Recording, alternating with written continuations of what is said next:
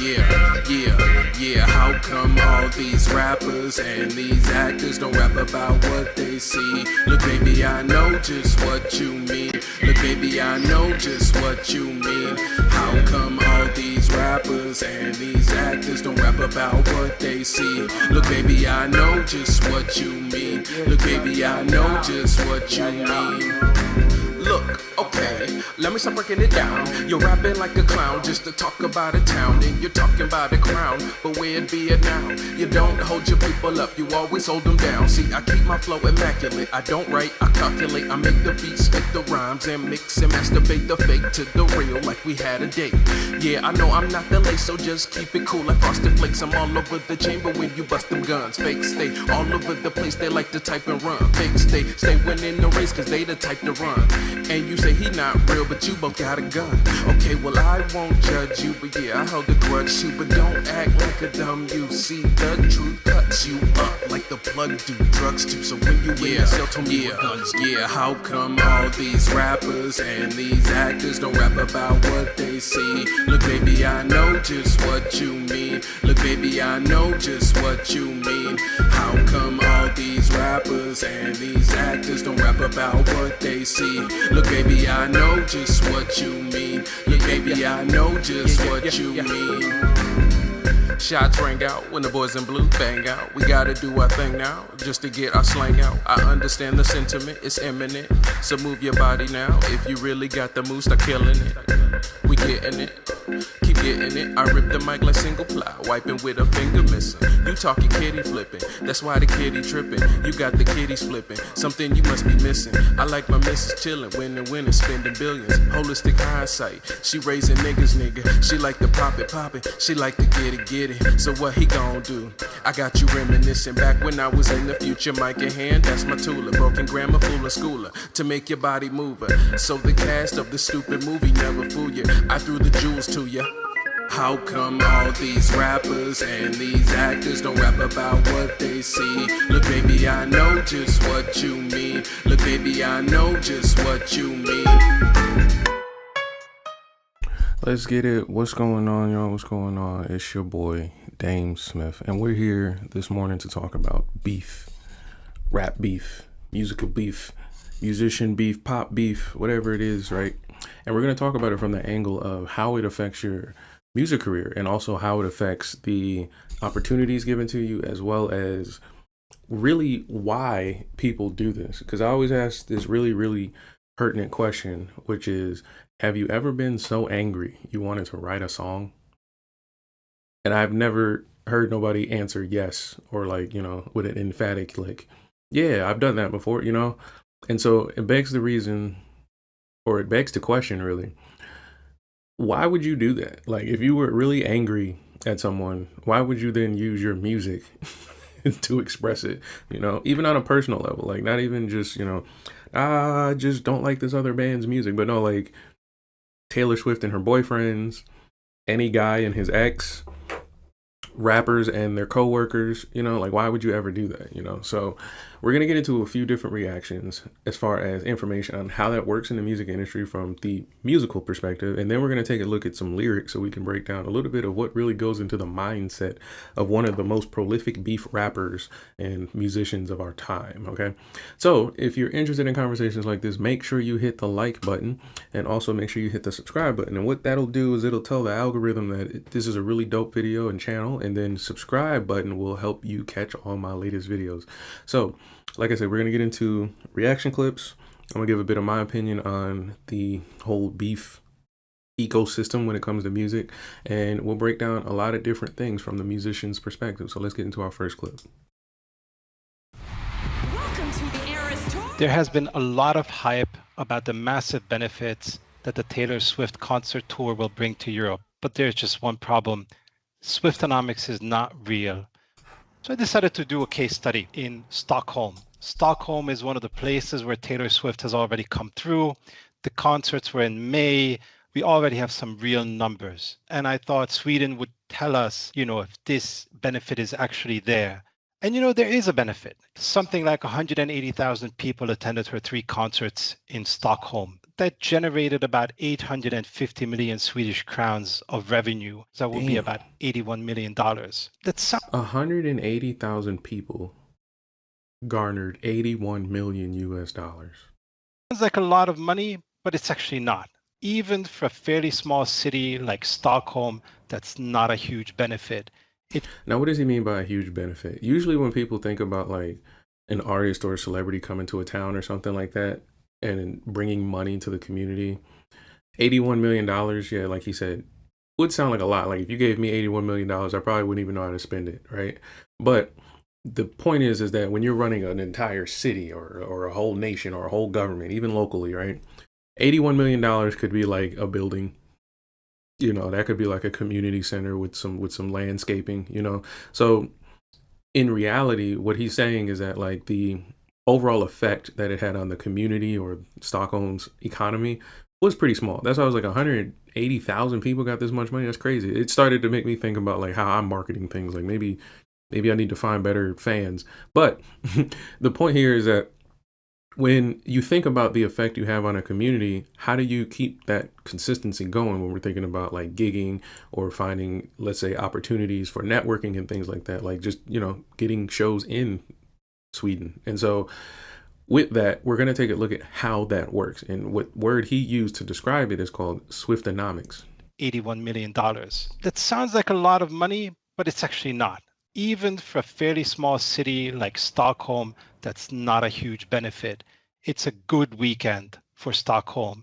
It's an okay-ish weekend for Sweden. We looked at inflation as well.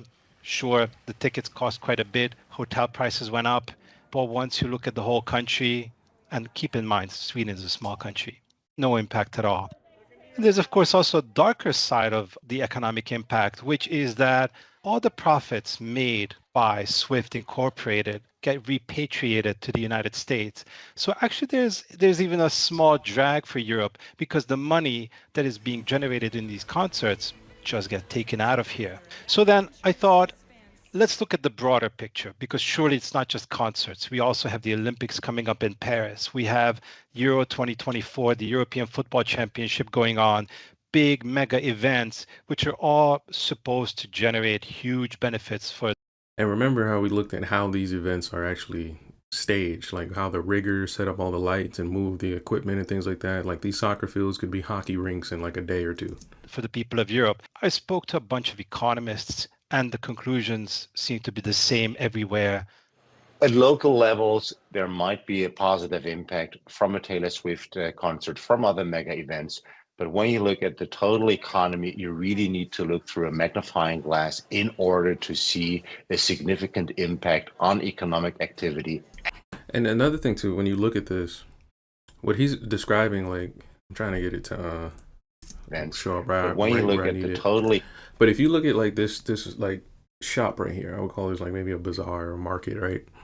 This is what they mean by like the economy booming, right? So when you see people, let's say in like New York or in Philly or even LA and things like that, these big cities, when like even in like the Carolinas, when the CIAAs come in and everybody's like hustling and bustling to take advantage of the opportunities, it's because you'll have situations like this where people are creating their own kind of like products based on their skill sets. Like let's say the person who's running this shop is a craftsman, right? They craft, you know, sunglasses, bags, hats, and all that stuff, right?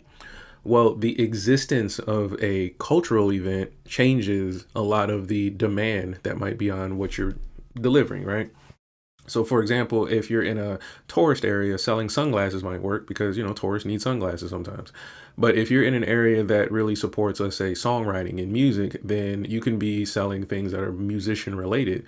If you're in more of a retirement zone area, then you could be selling, you know, knickknacks and things for people to send to their kids, like weird little things that you could think about because you're a craftsman, right?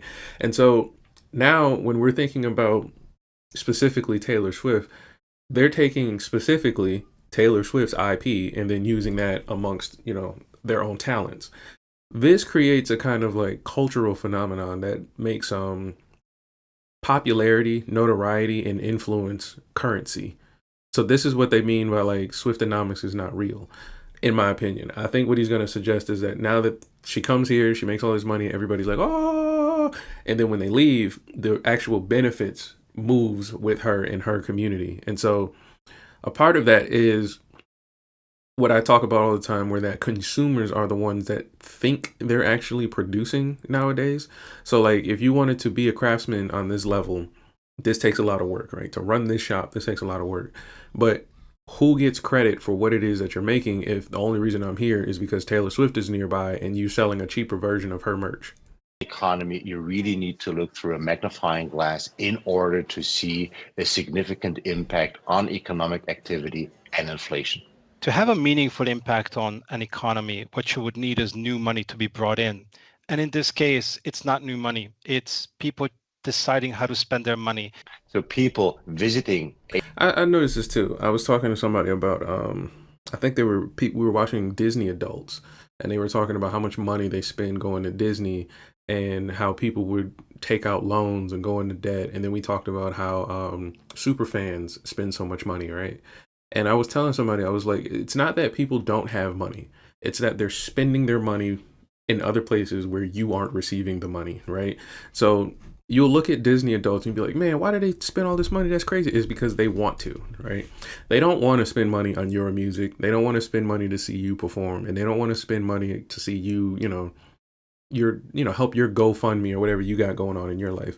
So what you have to do is you have to compete with people's attention and people's, let's say, influence, right? And so now when we're in a world where that's the currency, like we just stated, you start to develop strategies for this. You start to develop, let's say, situations and circumstances that show this. So in reality, that $81 million was probably going to be spent with Taylor Swift because those people wanted to see Taylor Swift, right? But in what he's talking about as far as helping an economy, for some strange cultural reason, that same $81 million wasn't directed towards like education, safety, or infrastructure.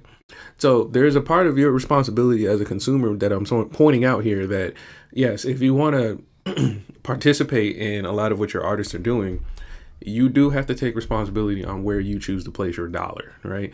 And so where you place your dollar, though, is heavily influenced on what we as artists give you. So if we want to give you, let's say, a breakup story like Taylor Swift, and that really moves you to come buy a concert ticket, I'm just saying you need to know that that's what made you buy that ticket. A Taylor Swift concert or going to the Euro 24 or going to the Olympics, they will not be able to spend the money later on. So yes, there might be a very short-lived, very brief, positive economic impact, but over an entire year, it is hardly measurable.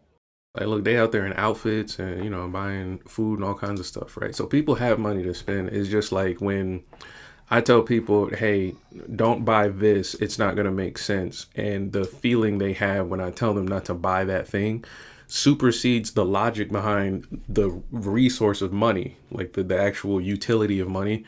Then you can kind of see why and how many corporations, bands, and, companies and businessmen take advantage of that. So even for me, it'll be probably like a more physiological response. Like if I'm hungry, I'll buy some food out of impulse. But there's people who will buy the newest sneakers because it popped up on a really, really cool banner on a really, really cool website. There's people who will buy, let's say, anything from like fashion, health, food type of trends, makeup trends. You'll see gaming trends. You'll see clothing trends. You'll see new cars coming out, and people will drop tens of thousands of dollars to be first or to just be trendy and to be a part, right? But like I said, once we figure out that, okay, it's not really about musicianship that's making you come to these concerts. It's not about, let's say, my health as a musician. You're not really investing in me. Then how do I take advantage of this to the maximum? How do I capitalize on this, right? And so you'll see record labels doing it with the bots and the playlists and the AIs and things like that. But then you'll start to see it from a more intrinsic level from like songwriting. You'll see songwriters do it to where they know as R&B singers that there's some girl out there that broke up with some guy that she thinks is a narcissist. How can we turn this into a song to get that girl to press play to give us a stream, a fraction of a penny? And we just keep repeating it over and over and over again. For dudes, it's gangster rap. I'm pretty sure your dad listens to some version of some gangster rap, but hasn't pulled the trigger, right? And so the reason for that is because there's an attraction. There's an entertainment value to listening to that, right? And so they figured that out. So instead of actually hiring or at least signing actual criminals, we started to just hire crazy people and like people who could tell stories really well and making them make songs. And then they started to sell music and things like that. So authenticity has gone down the drain. Let's say value as far as musicality has gone down the drain. And what we're looking for now is impulses, reactions, influence. That's why when you see really, really popular TikTok artists get really famous and then people be like, oh man, I like this song. And then the DJ plays it out in the club and everybody only sings like the little snippet. It's because the impulse is what got them to listen to it, not the music. Everything else that makes a song, like a chorus, intro, bridge, the tonality, the key signature, the tempo, all of that stuff didn't matter because you were really reacting to some girl twerking to 14 seconds of a sound. So now that we understand this, we can make one step past this and stop arguing about corporations controlling our kids and who's actually listening to what and who's making what and who's real and who's fake and who's making real lyrics. Now we can understand that if you can see that, why would you then continue to participate, right? Because like I said, have you ever been so mad you decided to write a song? And if you did, what would the song be about? And would it be authentically you? Would you just start having TikTok story time over a beat? Or would you try to make it into something that is entertaining? Well, what would you do with it? And to the effect of what? Like Taylor Swift, her music generally is around her personal life. And she made $81 million in Sweden, apparently. So if you knew you could make that much bread, would you just be honest and just tell the truth and just TikTok story time? Or would you try to maximize that 81 million? Let's get to our next clip here. The rap feud between Drake and Kendrick Lamar is again dominating the internet. The beef between the two had been fairly dormant for the past several years, but it's heated up again. The two trading increasingly bitter diss tracks, some with serious allegations. They've also roped in a few other rappers. I gotta point this out because this is something that I probably won't have a reason to point out any other time. But the way newscasters talk has to be studied to a point to where we gotta really question why we want them to talk like that. Because if you go to certain places, even around the world, you can see their cultural differences. For some reason in America, we do have this like monotone news reporter talk that talks like this and then make sure the confirmation of the information is well digested. Now, that probably sounded good in the 50s and 60s when you're hearing like over a walkie-talkie, because you gotta make sure the words are clear, enunciated, and heard. Right now, I can tell she's practicing. Like it's not like a bad thing. I can tell she don't talk to her grandmother like this, and it's weird to know that she doesn't. Like how I'm talking right now, I talk to everybody like this. So I don't know if I'm doing it incorrectly as far as getting my point across, or if she's doing what I'm doing better. I don't know. But when I see this, I'd be confused as to why there's like such a really hard driven enunciation to newscasters, as if maybe we as the audience would not understand what a normal person would sound like speaking like this. I don't know. Maybe, I don't know. My assumption is you could just follow a script, but just keep your tonality. But I don't know. CTV's Adrian Gabriel. They're among the biggest names in music. Though apparently there isn't enough room for two at the top of the rap game. I'll give my opinion real quick between the two. When Drake was popular, I think Kendrick was pretty much popular too, right? But you could kind of see the difference in how the music industry treated the both of them. And I would think it was just more so a flavor thing. Like Drake had more of a palatable, he had the newscaster flavor pretty much, right? He had the flavor that everybody could love. Like if you were into R&B, you could like it. If you were in just a basic of hip hop, he's not like a bad rapper, So if you enjoy music, Drake is probably like I wouldn't say the cheeseburger of rap. That's actually not a good thing. We'll get into that in another video, but I would say Drake is more like the Alfredo chicken of hip hop. He's the Alfredo chicken. Like there's levels to it. Like you can get out of the box Alfredo, pre-made frozen Alfredo. But I would say Drake is more like if like grandma actually sat down and like boiled the noodles, made the sauce with the butter and the cream, and then actually pan-seared some chicken for you with some herbs and stuff. That's Drake. Kendrick, on the other hand, is like a seafood boil. Like a slow roasted chicken, like a long recipe, like maybe smoked ribs or something like that, right?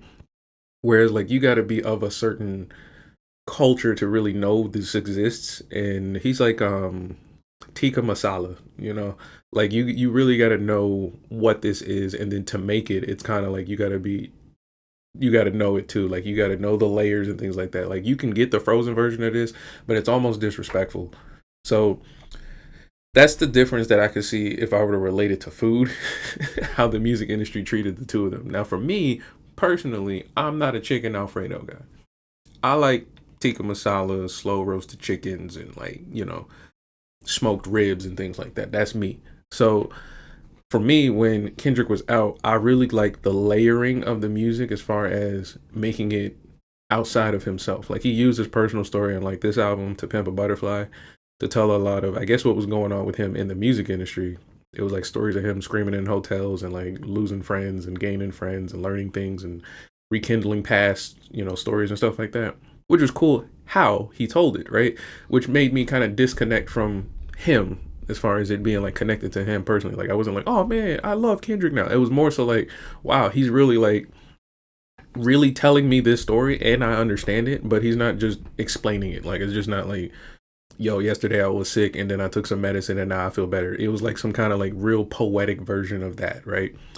And then also like the musicality of it, to where there was introduction of actual instrumentation. There was improv from the saxophone players. I can't remember his name right now. God, when I was learning about, I'm gonna look it up. When I was listening to this album, a lot of this album was really speaking to me because I was in school for music. And so it was a good immersive way to kind of like break down an album and be like, okay, this is what an album can do, can look like, and things like that. Okay, the production here is from, yeah, we had Thundercat, we had George Clinton on there, Madlib, Ninth Wonder. There's a specific person I'm looking for on here, because this person, his album started to come across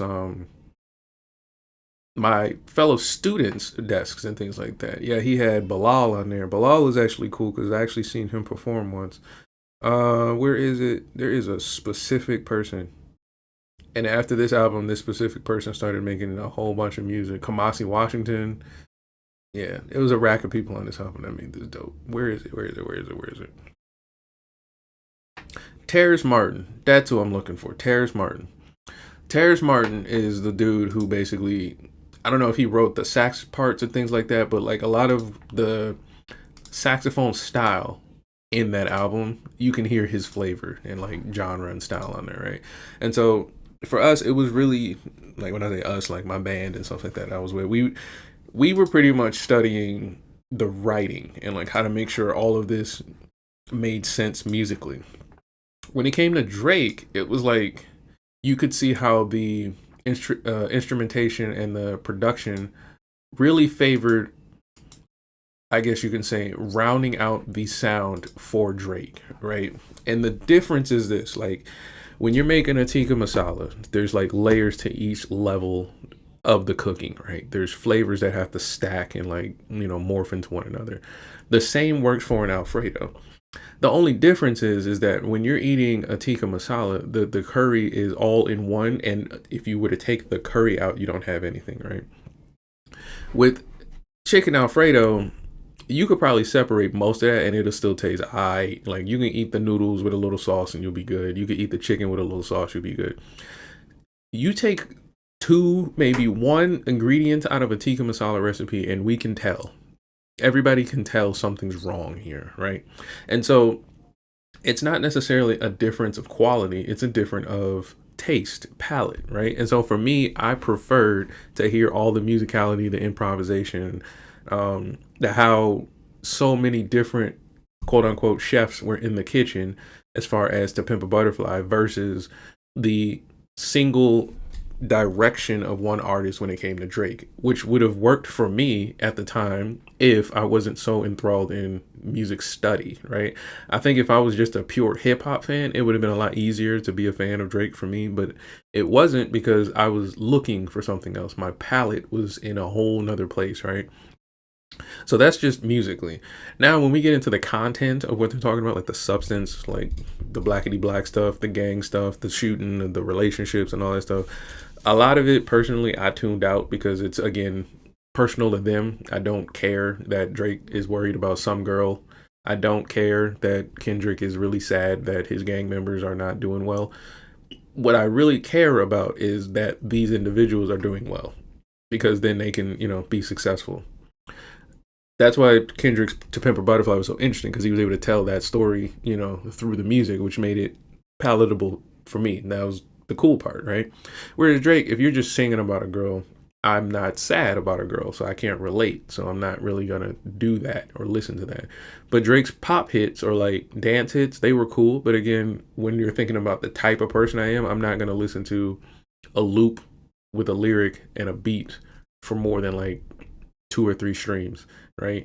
If you want to get on my playlist, there's probably a little bit more flavor and that's got to go onto the dish, right? But we got sidetracked here, and I just wanted to get that point across, because I think a lot of people, when they think about what they're looking at in this current video, they use their own biases. Like, they're going to be like, oh, I like Kendrick, so this is what's right. And it's like, no, that's not necessarily the case, because what we're about to see is how the perspectives that you may have about these two people is used either against you or for you as a consumer, or as an artist watching this.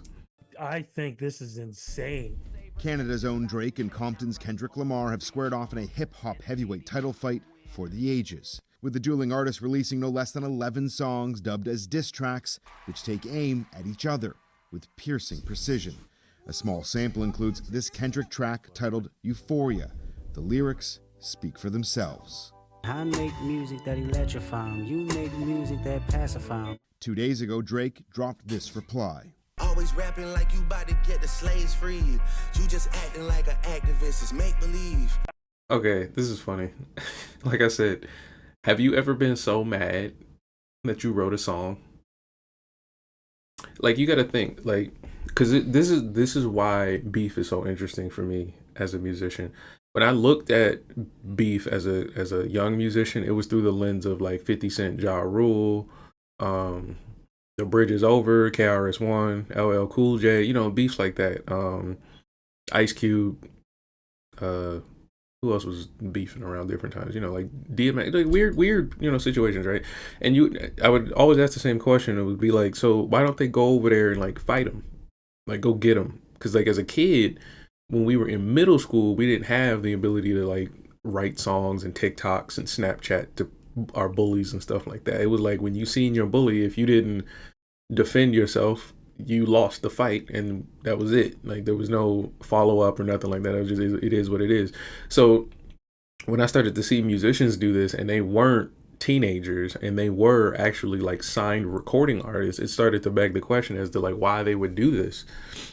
And so I want to pose it to people who may not be musicians, right? And people who may not be so emotional and vengeful. Do you see the room behind this gentleman here, right? There's a huge mixing board behind him, right? Pick a number on how much you think that costs, right? Inside this room, this mixing board has to be inside of a room that is basically designed for music creation, whether it's the sound, the workflow, and the architecture, right? All that comes with that, right? To the right of that mixing board, do you see the computer PC system over there, right? Pick a number, how much you think that costs. When you see the computer screens, do you see the digital audio workstation that looks like Logic sitting on there, right? Logic is like $300 right now. Now consider all the sounds and plugins and the cool gadgets and gadgets to make that computer sound cool when you turn up the mixing board to the left, right? And then when you turn all that stuff up, notice the speakers behind the gentleman's head to the left and right of his headphones, which also cost money, as well as that microphone he's speaking on. Pick a number on how much you think those speakers cost, and notice that they're flush with the wall, right? So design and architecture and things like that. Through that wall, you can see where the artists and possibly musicians and bands record. Pick a number on how much you think all that costs to design and engineer that room to be professionally successful. So now that you've considered whatever number you came up with in your head, and again, I'm talking to non-musicians who may not know, I want you to consider using all of this to tell your high school bully that he's fat,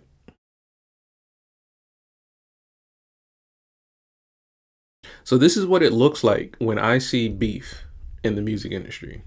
When I saw Kendrick and Drake and I saw everybody going crazy with the tweets and stuff like that, I could tell immediately that they were not the fans, but Kendrick's team and Drake's team were riding the wave of the influence, whether it was the energy of people talking about it, whether it was the opportunity to interject any type of information, propaganda, or messaging they wanted to get across. It was also an opportunity for everyone around them to eat.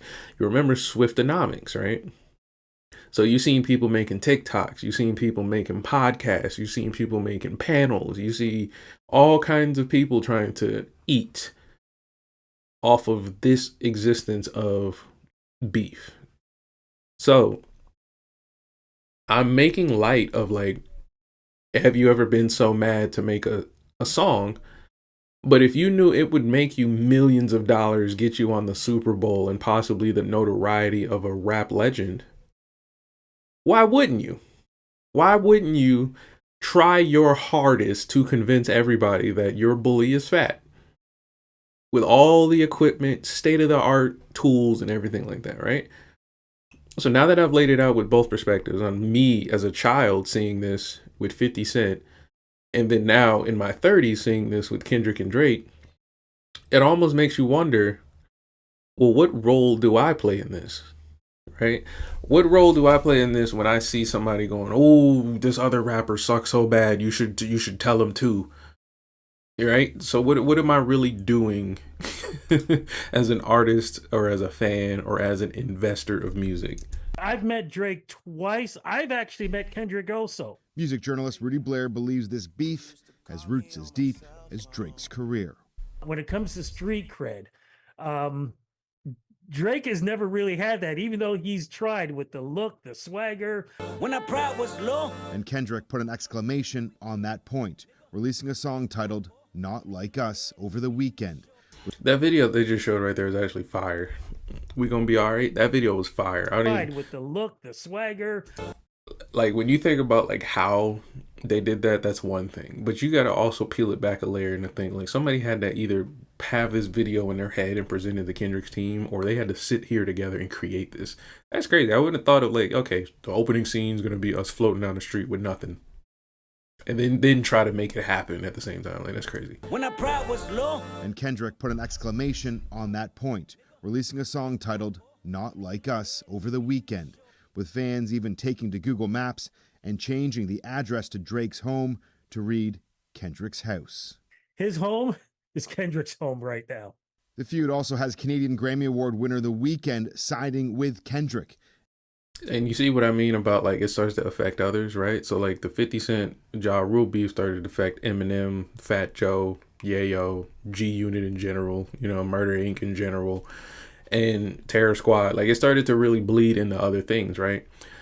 But if you're not of the, you know, fortitude to deal with this, like we talked about a Lady Gaga's career, where she had to, you know, at 14 be gigging and things like that.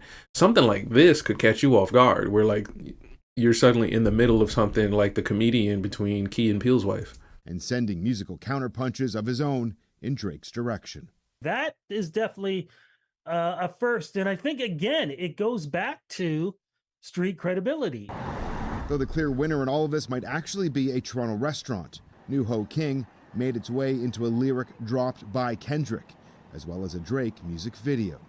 And you see, like we seen with the Taylor Swift Swiftanomics, how they were making bags and things like that based around what's going on culturally.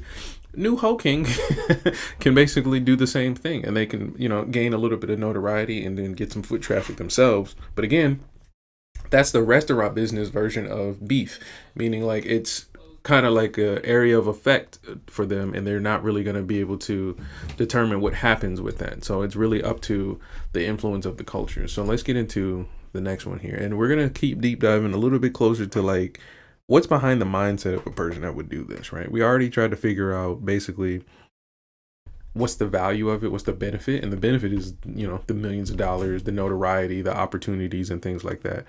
But now we're going to consider everything else when we're looking at it from the perspective of business and musicians.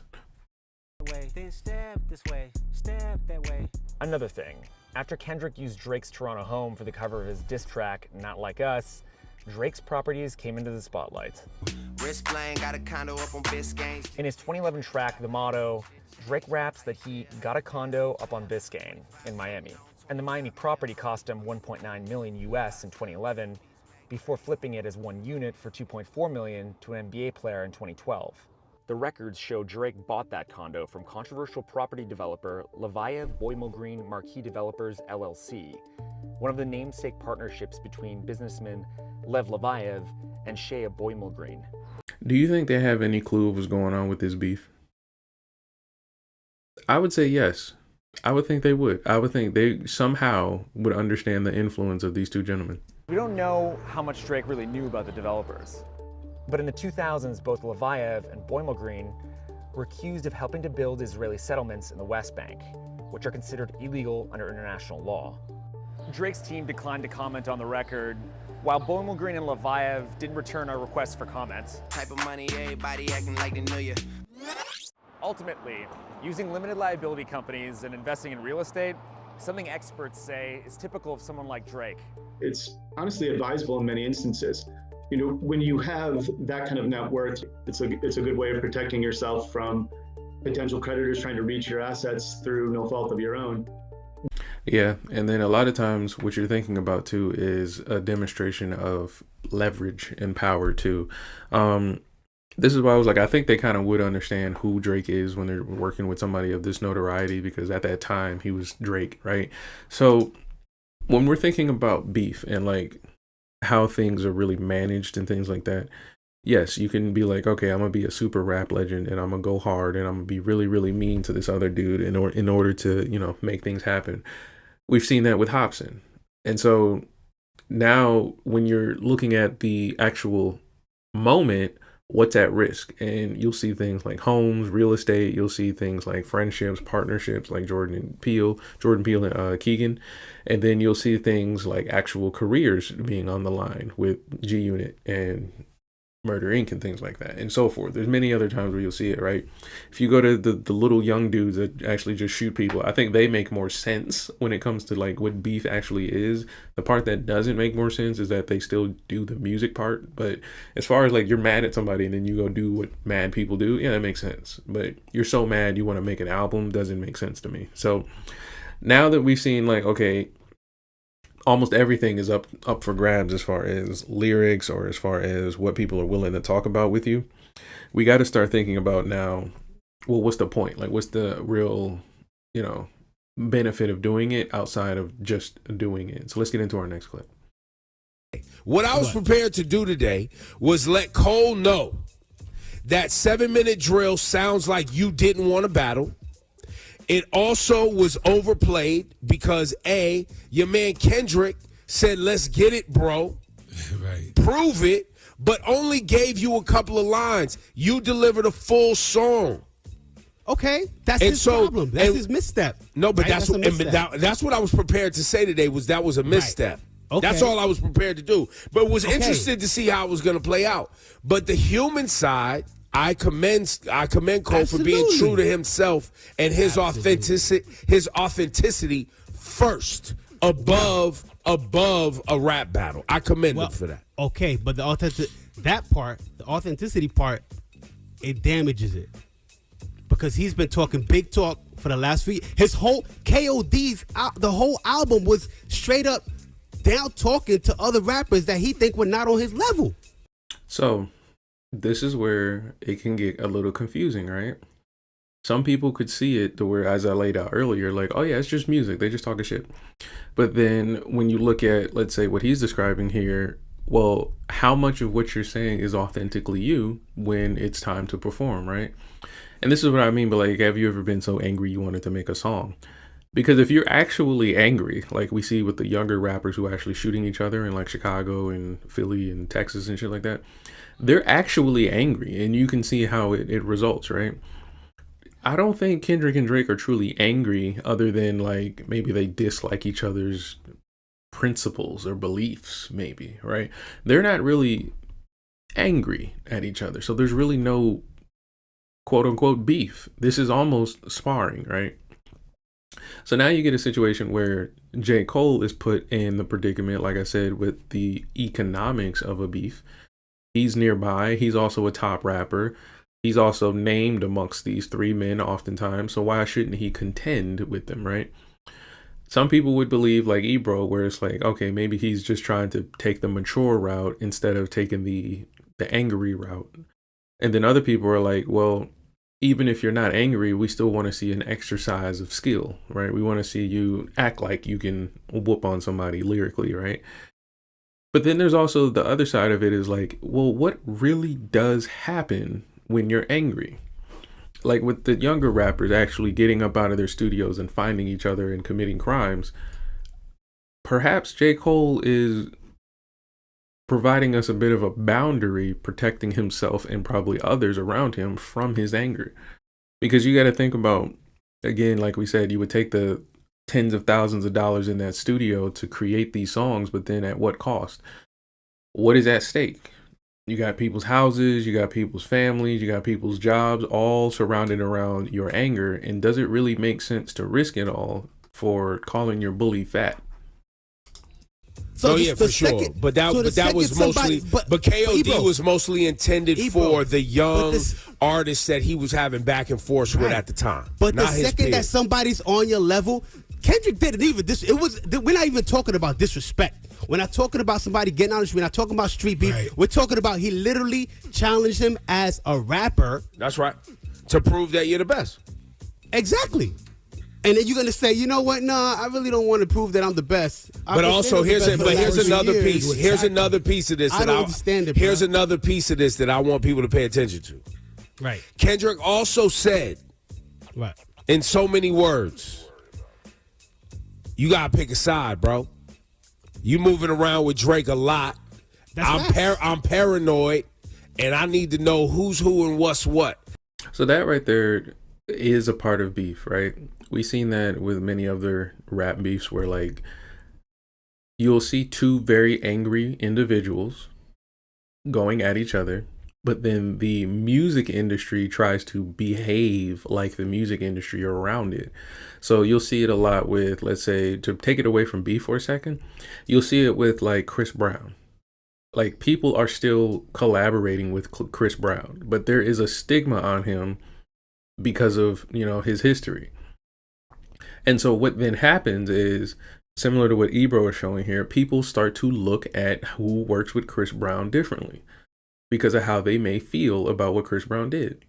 And so now when you have a situation of you're a young singer or a new singer or even a veteran singer at that point, and you want to collaborate with an artist like Chris Brown, who has the influence, who has the musicality and the skill set to deliver on his product, how much of what he does outside of music is considered in that decision? Because now you'll have that in consideration for others, for yourself, but maybe you don't consider that for others, for themselves. So now because you don't judge Chris Brown as harshly, the people who judge Chris Brown harshly are going to judge you just as harshly.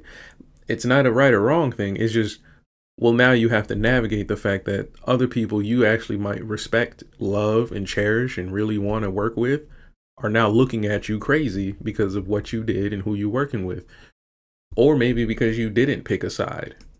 I feel like Cole felt like he was picking a side that he didn't want to pick. But then once he dropped the song, he picked the side. Yeah, once he dropped 7 Minute Drill, that puts him on Drake's side. And he don't want to be on that side. Right. I don't think it does. We all were surprised over it too. I don't think it does, because him dropping that 7 minute freestyle, whatever the song is called, him dropping that is just him defending himself. Because but he didn't do it. He didn't do it in a thorough way. He didn't. He don't know.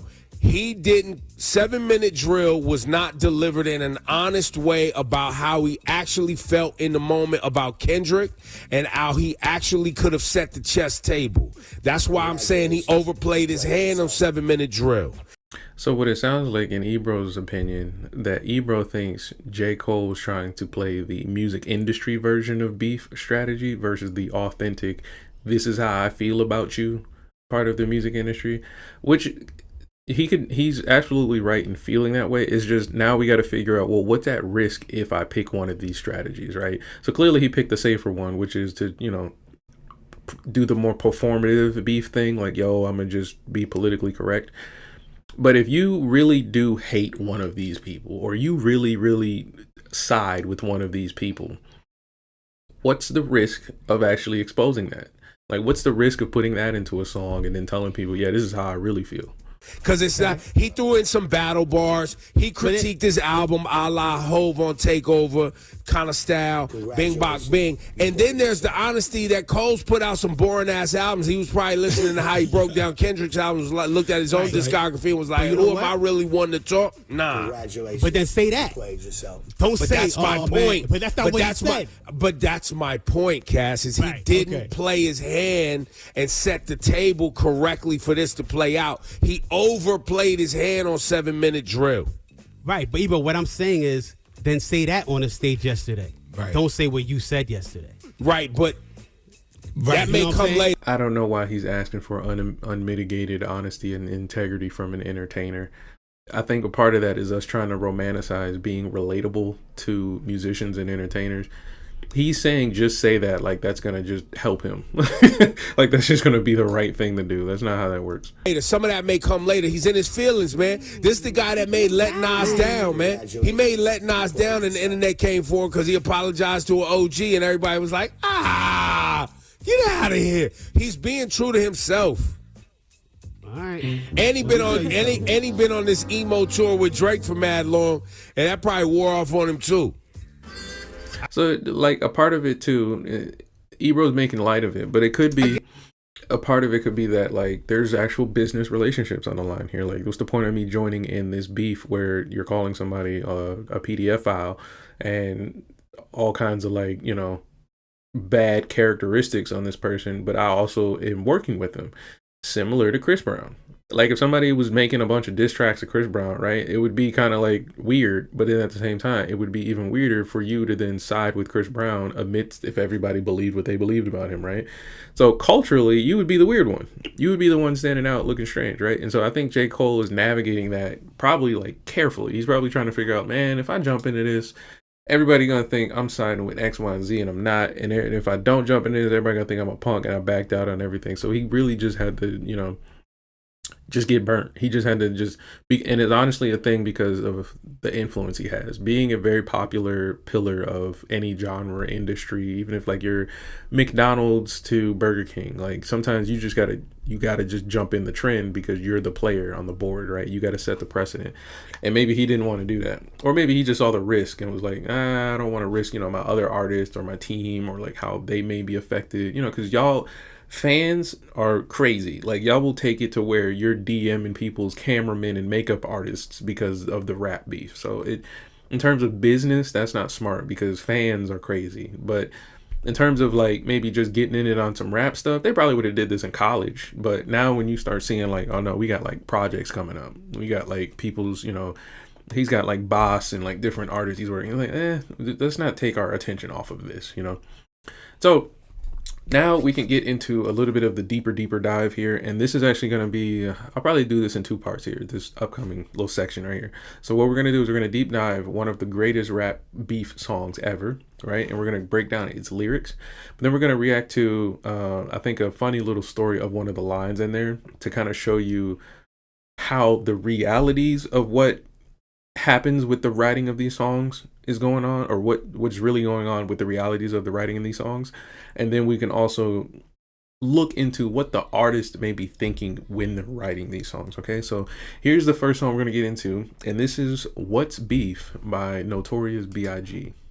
The Commission, Uncle Paulie, P. Diddy, Caesar Leo, De Janeiro, Charlie Baltimore, Iceberg Slim, the most shady, Frankie Baby. So essentially this song is a breakdown, I would say, from the streets perspective. I wouldn't say it's probably personally Biggie's. He's probably using a bunch of different concepts and context here. But he's essentially breaking down what is beef to him, okay? Not what is beef literally, because we know what that is. You know, you just don't like somebody. But he's saying, what's beef? Like, why would I beef with you? Like, if I'm angry with you, what is making music and beefing? Like, what does that mean, right? When it comes to like, traditional, conventional warfare or disagreements and things like that, like there's other ways you can handle this before we get to rapping. Do you know what beef is? Do you know what beef is? You put your kid and gon' stop. So we are in drop top notch, play your hate and gon' stop. This instant, rappers too persistent, quick to spit Biggie name on shit, make my name taste like ass when you speak it. See me in the street, your jewelry, you can keep it. That be our little secret. So here he's just kind of setting up the verse. He's just giving you a little bit of wordplay and letting people know, I'm the cool guy here. Don't mess with me, man. If you're a rapper, just be a rapper, man. But stop talking bad on my name, because maybe you don't like my music. Maybe you don't like how I talk. Maybe you don't think you like how I look or whatever it is. Just leave me alone, right? This instant, rappers too persistent, quick to spit Biggie name on shit. Quick to spit Biggie name on shit means like they're putting Biggie's name in records. At the time when Biggie was out, there wasn't really social media and stuff like that, right? There wasn't at all, right? And so the idea of him hearing this had to be pretty like tangible, right? Meaning you recorded, like I said with the previous clip, like they went into the studio, used all that really expensive equipment and got it done, and then now it's come across Biggie's desk. In that instance, I don't think Biggie's thinking like, well, let me go and do one as well, which is not as easy to do at his time, which makes beefing today look even funnier. Make my name taste like ass when you speak it. See me in the street, your jewelry, you can keep it. That be our little secret. See me, be that is, I that is, gee whiz. Motherfucker still in my biz. I hope they know my nigga got a fucking kidnap kids. Fuck them in they ass, throw them over the bridge. So here, that line is crazy as shit, right? There's actually a funny story to that, and that's actually the line we're gonna look into later. That kind of shows you the mindset of people who write lyrics like this. But his point here with that beginning line is to show you that it's not really a valuable opportunity to be beefing with somebody like him, right? And it goes back to what I was saying about who you collaborate with and who you work with, right? So in the music industry, it's actually not uncommon to work with somebody who is addicted to drugs. It is not uncommon to work with somebody who has a criminal history, right? And I say that and people be like, what? That's crazy. Because they got kids and learning violin or learning piano and stuff like that. And I'm like, well, your kid could wind up going to college with like a rock star. And like, being a roommate to a rock star type shit if they're in the same, degree field. And so now when you're thinking about that and on this perspective, you could be a rapper beefing with somebody who supposedly is a murdered pedophile, right? Beefing with somebody who's friends with somebody like that, or beefing with somebody who hangs with them. And so you'll hear this in rap records where they'll be like, I hang with snakes and killers. All my friends got bodies. And then at the same time, they can't trust anybody. Well, it's because the people you hang with probably believe that when they're angry, they can just eliminate you. So now, with that being understood, when Biggie asks us, well, what is beef? He's really trying to figure out, like, why do you want to just fight for the sake of fighting with somebody who's not into fighting, right? Like, there's the weird misconception in the hood or poverty-stricken areas that they believe that it's like really, really angry, loud people that are the ones committing the most crimes. But sometimes it's really sadistic, very slick, masochistic people like this person that he's describing here, right? Some killers and, creeps and gang members and stuff like that don't need guns. They don't need knives. Sometimes they can, use your mind or maybe poison or way different tactics. And, there's so many things that can affect the human body. But if that to be understood as a way to use warfare, to be a combatant to, let's say, your opposition, your ops, right? Why would you make music? Right? Why would you make music? What would be the benefit of music, right? And so a lot of it, when we're thinking about today's modernity, when we think of beef, and why I wasn't moved by the Drake and Kendrick beef, was that there wasn't true, authentic warfare. There wasn't actual battling going on. It was a lot of name calling, a lot of clever lyricism, but when it comes to like, okay, who is actually really angry here. I couldn't really tell, honestly. I'm gonna be honest with you. I couldn't tell. It seemed like everybody was just kind of like just saying things to be, you know, shocking. And that's a part of what we will be deep diving here as we dig through this. So let's keep going. That's how it is. My shit is laid out. What? Fuck that beef shit. That shit is played out. Y'all got the goal. All I make is one phone call. So he's saying, fuck the beef shit. That shit is played out. Y'all got the gall. All I make is one phone call. And basically what he's saying is like, you have the audacity, you know, to be mean, to be rude, or we've seen with Corey Holcomb recently, he's a comedian where, you know, you start attacking people's sensibilities or like characteristics based on, you know, jokes and stuff like that. But when it comes to the phone call that Biggie's talking about, the phone call is a lot different than writing the song. And that's my point. Like, have you ever been so angry that you'd make a certain phone call? Yeah, there's a lot more hands that would go up with that question, right? All y'all disappear by tomorrow. All your guns is borrowed. I don't feel sorrow. Actually, your man passed the gap to me. Now check this. What's beef? Beef is when you need two cats to go to sleep. Beef is when your moms ain't safe up in the streets. So here he's actually describing what, in his perspective, beef actually is. And this is the part that I see a lot of younger rappers get misconstrued, and this is the part that I see fans get greatly misconstrued, right?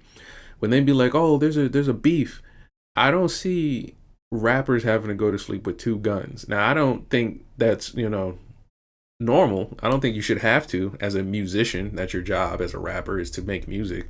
But it begs the question is, well, then why would you get in this situation if your job is to just make music, right? And then if you knew that it would make you millions of dollars or change the economy of your situation, that's what you would be up against. But look at what the cost is. Sleeping with guns. Your mother isn't safe type of things, right? The idea of women being safe in an environment is always a controversial one, but the idea of you being the reason isn't that controversial, right? It's kind of cut and dry. Beef is when I see you, guaranteed to be in ICU. One more time. So here he's talking about actually harming you, maiming you, and things like that. I'm just pointing this out because this is one of the greatest beef rappers in general, right? But he's describing lyrically what he would do to someone who he quote unquote has beef with. Now, this is the part that makes a lot of hip hop heads upset. He's doing the very thing he says he wouldn't do in real time right here. Soak in it. I gotta let you soak in this for a second. Yup.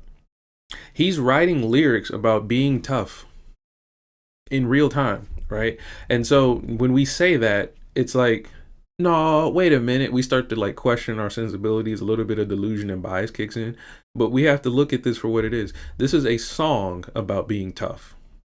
This is a song about being tough. Like, for example, if, let's say this song never came out, but just suddenly he was on trial for putting someone in the ICU. Well, we could put one and two together that maybe he didn't like that person, right? But in this song, this is just a warning, right? So it's not like he's talking directly to somebody, but I just want you to just point that out. Just keep that in mind whenever you see a beef or diss track, that this is a song about being tough. Okay? So whenever you see rappers saying, I got the guns, I got the yop yops, I got the moo wop shebangs and all that stuff, it's music about being tough. Okay? So if today you wanted to be tough, if you wanted to get out of your house right now and go be tough, you can do that. Why would you make a song? And then when I have people answer this, this is where they usually have to think about their favorite artists and their favorite moments in hip hop or maybe rock and roll or whatever. And have to figure out, well, maybe my favorite artist isn't as tough as I think they are. Maybe they're a really good poetic storyteller. Beef is when you make your enemies start your Jeep. Beef is when you roll no less than 30 deep. Beef is when I see you, guaranteed to be your ICU. Check it. I done smoked with the best of them, shot at the rest of them. Was about 100 or more, maybe less of them. So even with that line right there, you can, he's flowing, right? He's on rhythm and things like that. Musically, he's, I done smoke with the, he's rhyming, right? But let's break down what he's saying, and is he really saying something, right? He smoked with people, meaning smoked weed or done drugs, whatever he smokes, right? And he shot at the rest of them, meaning that he's pulled a gun on whoever and then pulled the trigger, right? That's what he's saying in the lyrics. And then he says it was about 100 or more, maybe less of them. So I want you to think of an individual as influential as this freaking rapper that just shot 100 people, right? And then we don't know. We never heard of the victims, and we ain't heard the gunshots, right? Again, this is a song about being tough, right? So if you can understand it that way, musically, you're just, it's tongue in cheek. It's like, haha, we get it, right? But the problem is that we can't tell anymore, like we just seen with Ebro in the last clip, whether or not he's being authentic or not. Is he really saying, I get so angry that I shoot at people that I also smoke with, or I smoke with some people and I shoot at the rest of them, Got my rocks off.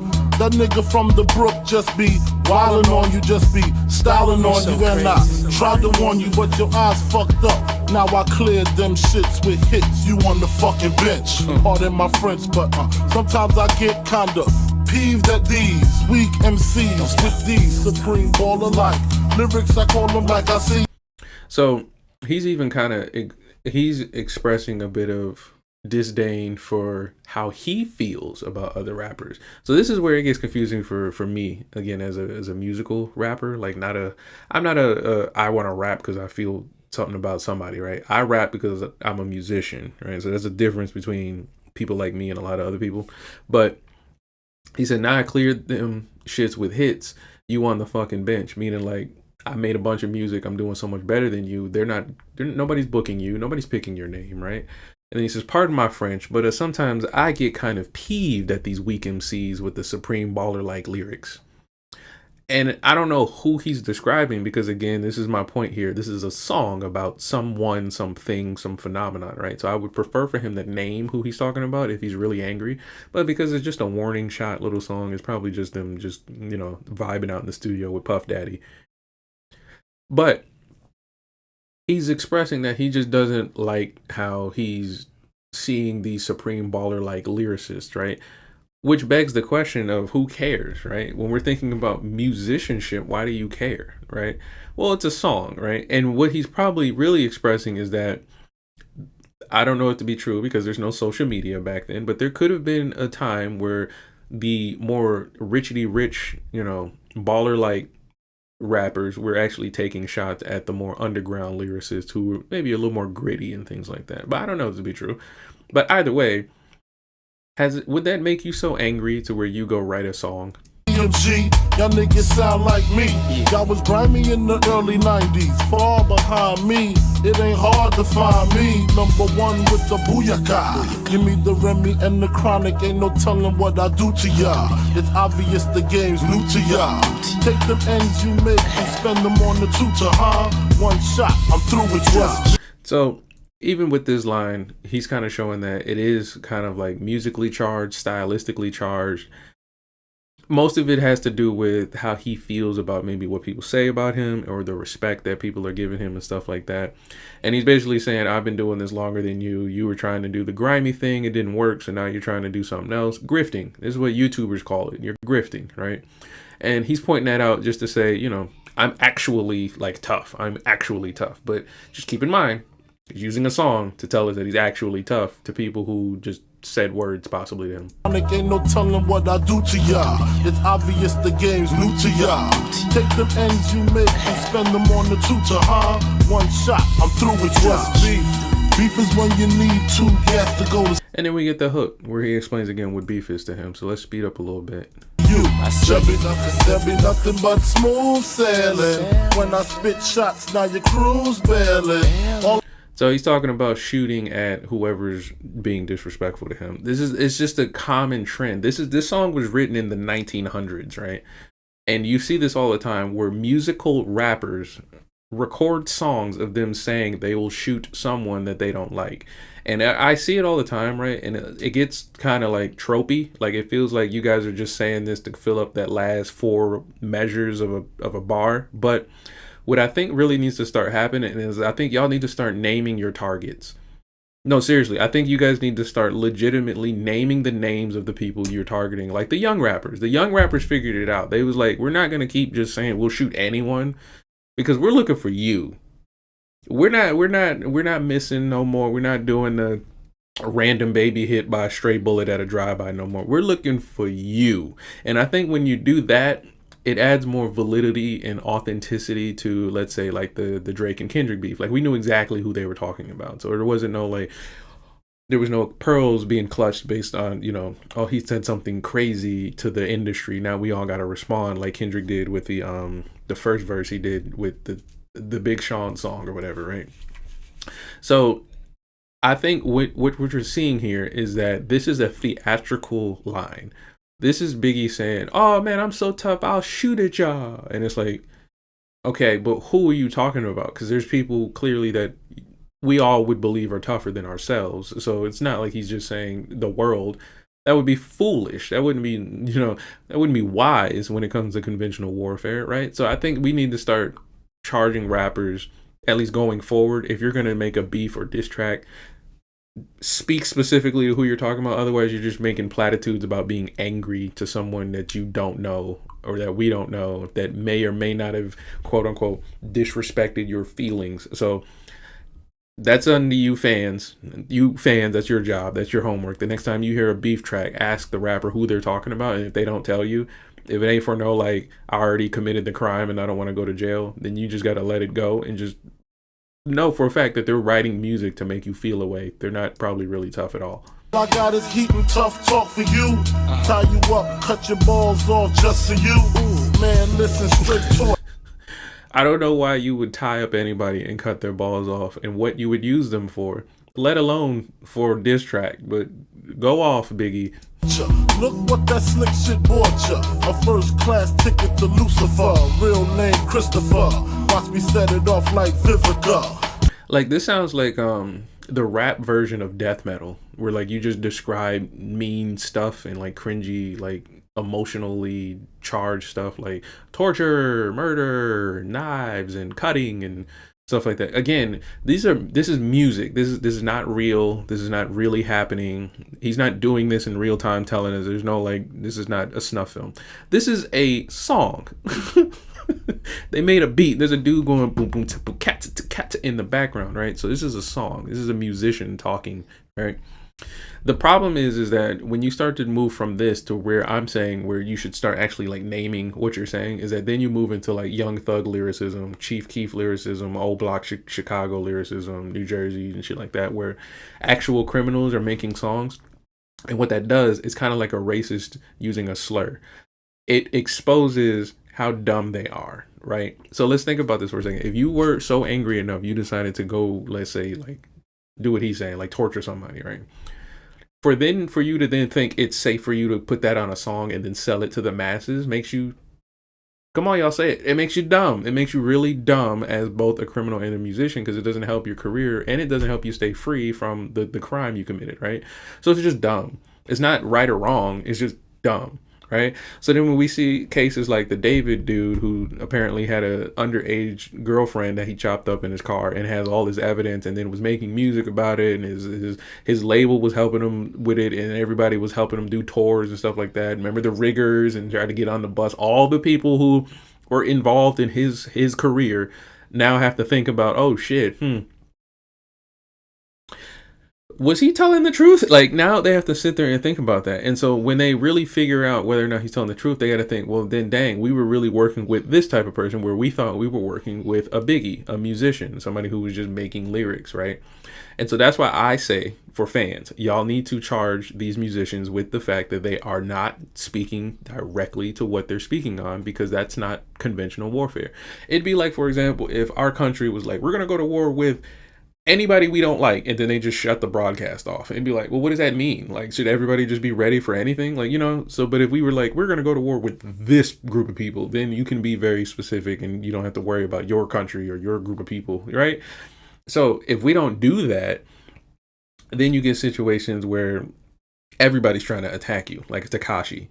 But then if we really do that, then you can really figure out what the fuck is going on for the truth, if you care about the truth. Here lies your demise. Close your eyes, think good thoughts. Die while your skin start to glisten. This was another controversial thing with horrorcore rap. Like horrorcore rap started to get from like telling scary stories over music, kind of like what music was back in the day. You know, you tell like a folk tale and it has like a scary like little sound to it or something like that, to where you just started to see like people intellectually masturbating about like gore and like assault and violence in general, and it just wasn't good music anymore.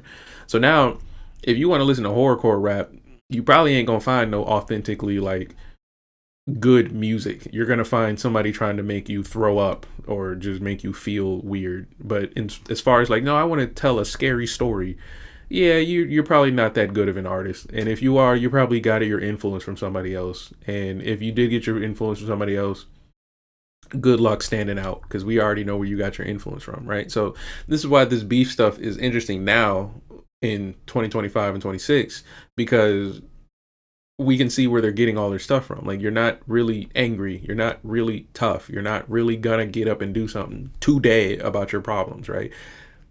You know, so we got to stop looking at these rap songs as some kind of like tangible, real message. Pale blue, hands get cold, your soul's risen. It's bad cause I just begun. Will make this shit real bad, I was having fun. What's beef?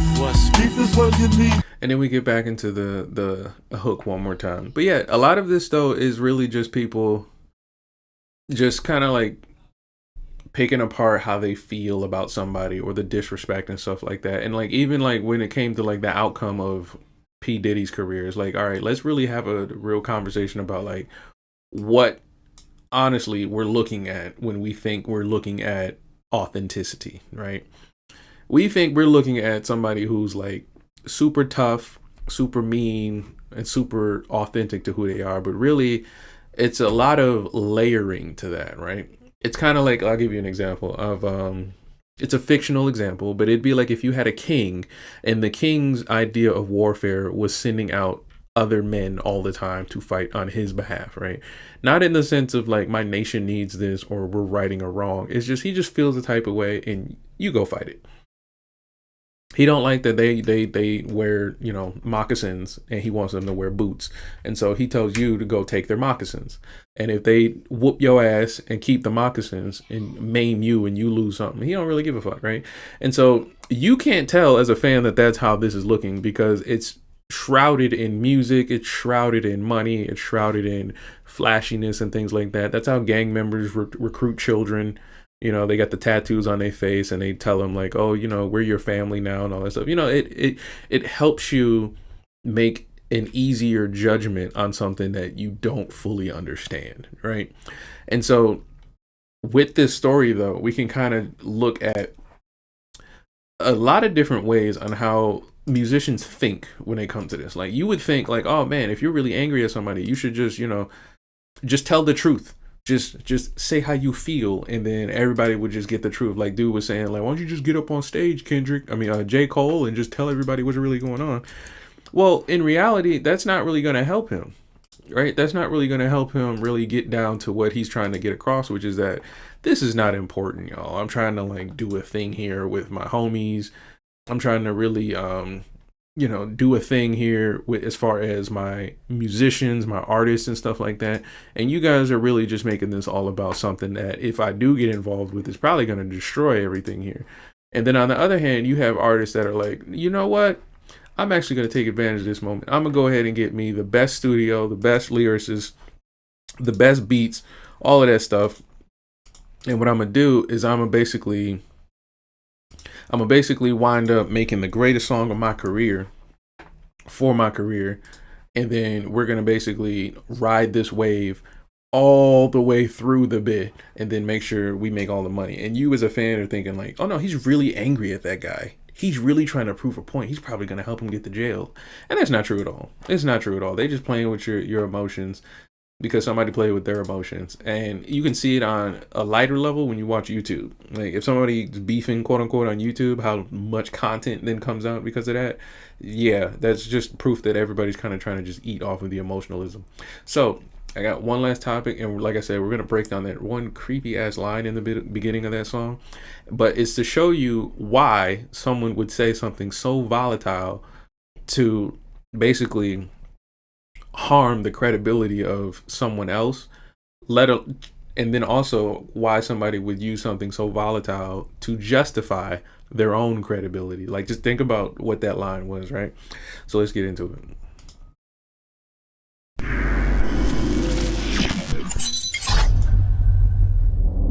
Well, during this whole time, Big starts working on a second album.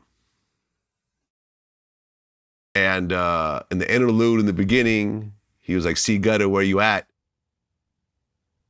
And then the song "What's Beef?" where he said, "Don't you know that my N-word gutter fucking kidnap kids, fuck them in the ass, throw them over the bridge?" When you first heard that, and I know it's not true, I know it's not true, but when you first heard it and you knew how big of an album this was about to be, and did you hear it before it came out? So just keep in mind though, it's not true.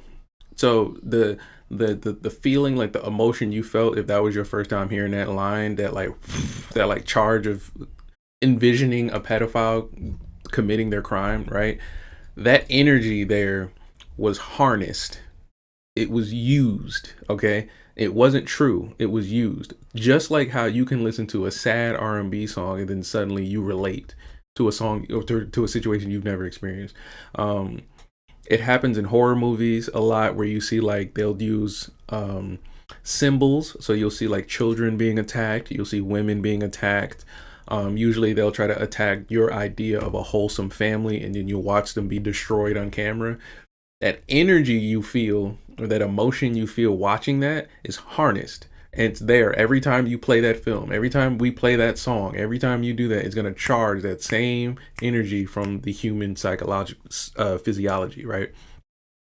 So now that we're understanding how Taylor Swift does it, how it worked with Drake and Kendrick, how it worked with Biggie, you're now equipped to be aware of it when you want to either utilize it yourself, for the greater good. Maybe you want to make people feel happy and you want to, harness that.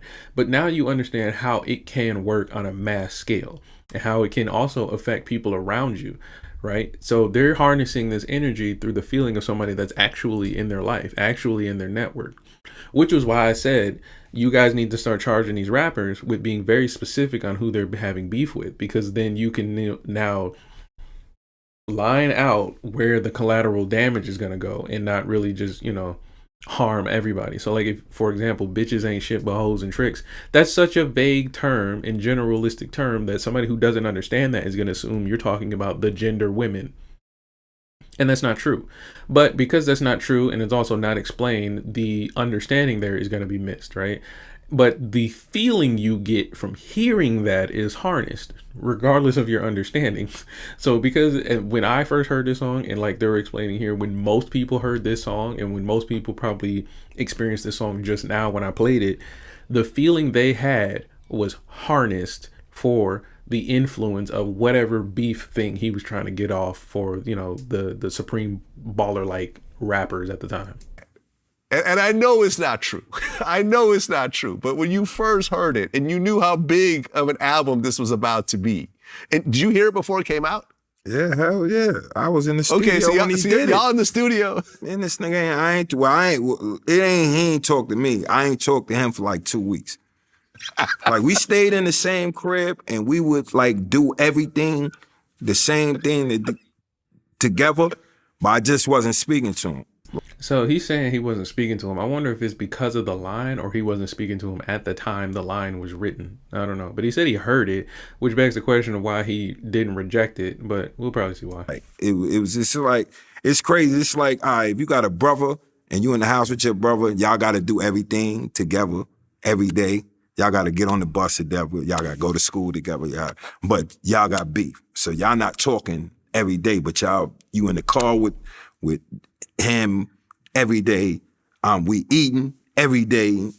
We still doing everything every day, but I'm just not speaking because I was so tired. I'm like, yo, bro, you gonna have dudes thinking I'm a pedophile, first of all.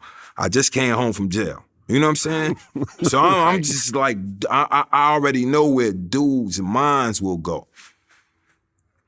Because if you throw something in the air, just like when I pointed out with the Pac thing, if once he said something and then Big made that song, everybody automatically assumes.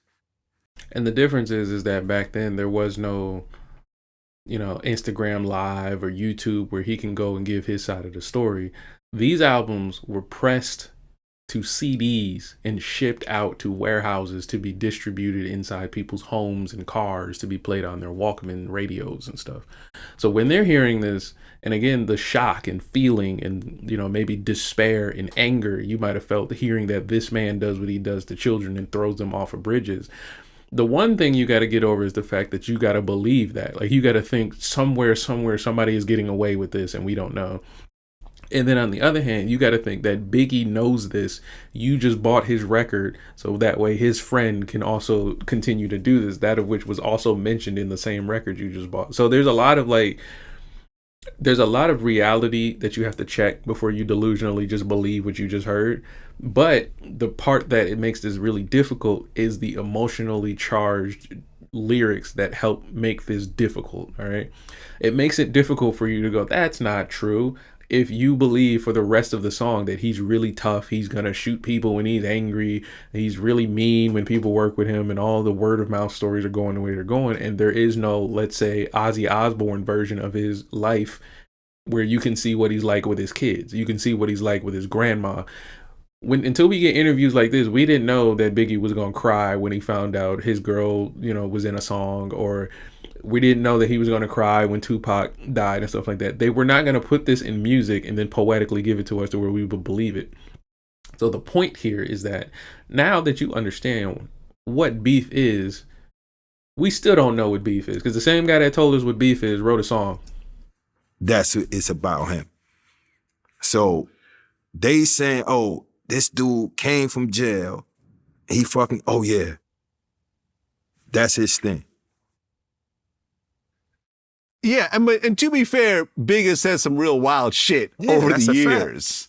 Like, you look so good, I'll suck on your daddy's dick. Yeah. I mean, most rappers would just not say that. You see what he's saying, though? He's right. But there's the word most. Most rappers wouldn't say that, right? And the reason most rappers wouldn't say that is not because it's a clever line or not. It's a thing of influence. It's a thing of social status. Like it's something that's not tangible. Kind of like the reason why J. Cole decided not to get into the Drake and Kendrick beef. It's not that he believes he's not good enough. There's something in the influence that comes with participating in this that we would just not do in general. But for this person to then go ahead and do it should lead us to believe, and this is the part that I think a lot of 90s hip-hop rappers are going to struggle with, should lead us to believe that the idea of clout chasing is way more valuable than authenticity. Just like he said, most rappers wouldn't have said that line. But why would a rapper say that line and it not be true? Why would a rapper lie to you, super fan of this artist we're talking about currently? See, people got to remember he got that from a Richard Pryor stand-up. Right. But still.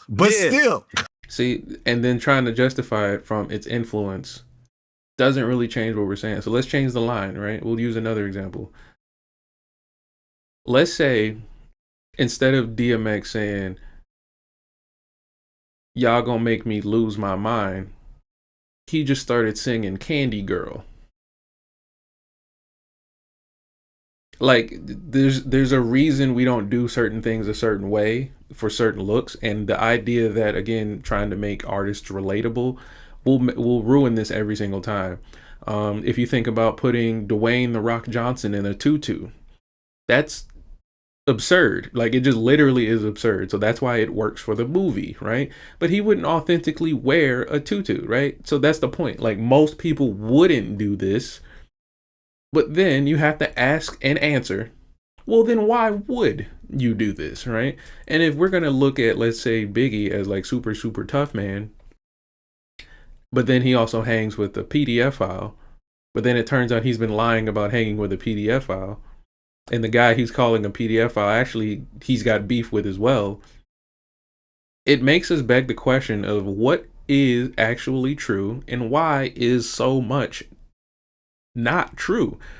Similar to what Kendrick was saying about Drake, like, we don't know what's going on, and it seems like if everybody seems to be so okay with what we are calling facts, then we have to really question about why people are so okay with these facts. Or they're not facts at all. So Big comes out with this lyric.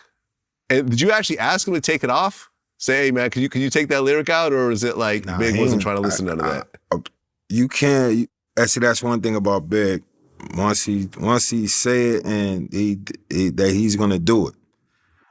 It's like you beefing with him about that, you'll be talking to your head fall off. So like I said, when you hear word of mouth a lot of times about something like that, like what he just said, like if you want to beef with him about lyrics, you might as well you're wasting your time. There proves that there's at least 10% validity in the rest of the song about, his attitude and how he views collaborating with others.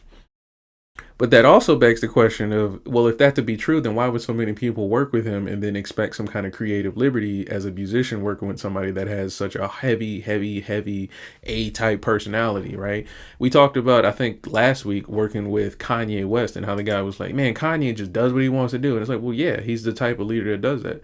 I wouldn't work with a Kanye because we'd clash. I'd just give him some beats and maybe an idea and walk away. But as far as like collaborating, I would not be able to work with that, right? So then you start to question, well, dang, if he's like that with his own friend, he would call, quote unquote, his brother that he was living with and did everything with a PDF file unsolicited, and his brother can't even challenge him on that. You could see how difficult it could be to just be a business partner with him, a girlfriend, a homie, But it is what it is. And I think you guys see what I'm getting at here with beef. What is beef? What is beef? What is beef? I don't think beef is a thing. I think beef is just another word for marketing today.